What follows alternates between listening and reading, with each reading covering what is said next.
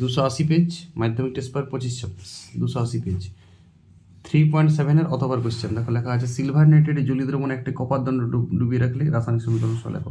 দেখো silver nitrate মানে AgNO3, হ্যাঁ, আগে বিক্রিয়াটা লিখে নাও, AgNO3 সিলভার নাইট্রেট, এটা অ্যাকুয়াস মানে জলীয় দ্রবণ আছে, তার সঙ্গে তুমি কপার দণ্ড ডুবাচ্ছ, কপারের সলিড দণ্ড, এটা ব্যালেন্স করলে অ্যারো মারি দিছি আমি, এটা উৎপন্ন হবে copper nitrate CuNO3(2), copper nitrate plus রূপাটা অধক্ষিপ্ত হবে, আমি অ্যারো মারিছি, বিক্রিয়া দিছি জাস্ট।